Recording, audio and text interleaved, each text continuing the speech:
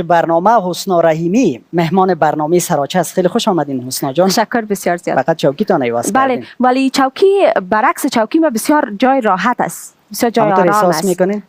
خب برای مهمان باید که یک جای راحت باشه. بسیار جای آرام است. من احساس کردم. مقصد شما راضی باشین. اجازه است از شما سوال بپرسیم؟ 1000 دفعه. چون شما در جای مهمان برنامه نشستین. از دخترایی که در برنامه‌های طلوع کار میکنن از کی زیاد بدت میاد؟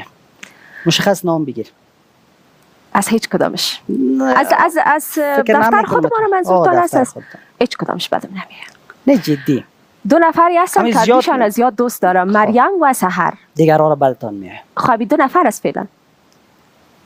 یعنی دیگرها همش بدتان میاد. ابی 2 نفر است فعلا. از این 2 نفر کدامش بیشتر؟ اردوش از زیاد دوست دارم. خودشانم میفهمن. در بین برنامه‌ای که در سراچه از ابتدا تا حال اجرا کردی کدامش فکر میکنی که زیباترین بوده؟ با خانم همیرا قادری. چرا؟ یکی از بهترین برنامه‌های ما بود.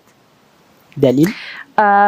دلیل چون هم زیبا صحبت میکردن و هم از امو دل گپایی را که میخواستن یک ذره پت پنهان چیز نبود، همه چیز واضح و کمره گفتن. در مورد ما چی برنامه؟ باز داخل ببینیم از دیگ در کاسه چی مبرایه. تو هنوز نپرامده؟ خلاص نشده برنامه تاله. بسیار عالی. خب کار رادیو سخت است یا تلویزیون؟ تلویزیون. چرا؟ به هر دلیل. از لحاظ ظاهری از اینکه باید همه دختر خانم‌ها میخوان که بعد ظاهر خود برسن.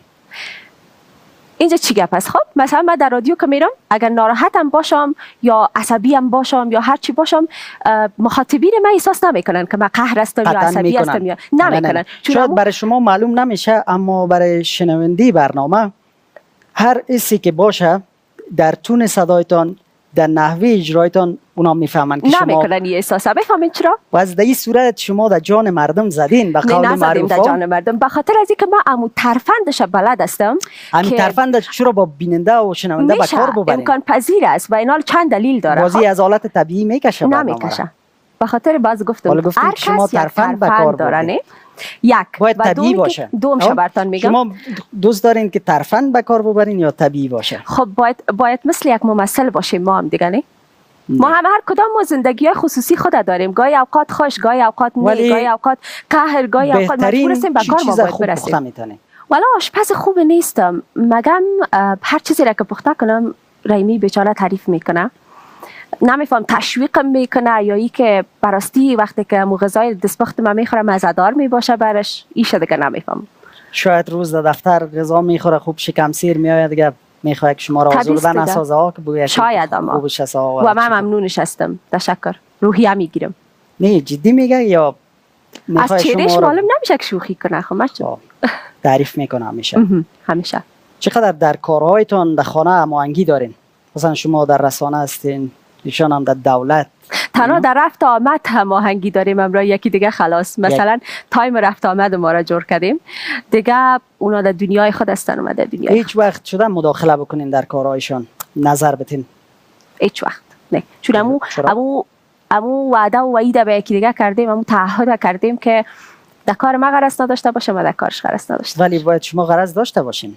چرا دیگه؟ مگه کل زنا ضرور است در کار شوهر خود غرض داشته باشن؟ شوهر نمیبخشین همسر. یکی به عنوان مداخله های بیجا است، یکی مداخله های بجا. مثلا در بعضی موارد شما نگران مثلا امنیتش باشین، برش نمیگین؟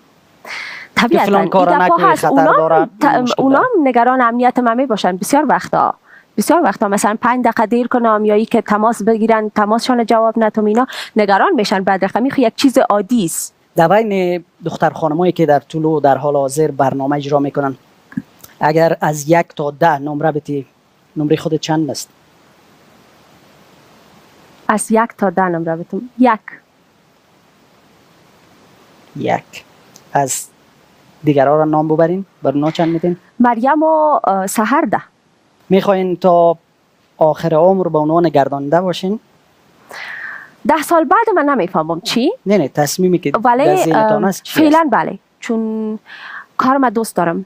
کار رسانه را زیاد دوست دارم. از این خاطر فعلا تصمیم دارم برم و پیش برم. اگر یک روز طلوع بگوید که کافی است خداحافظ نمیشه، واکنشتان چی است؟ اول دلیل منطقیشان هم میشنم که چرا این تصمیم برم گرفتن.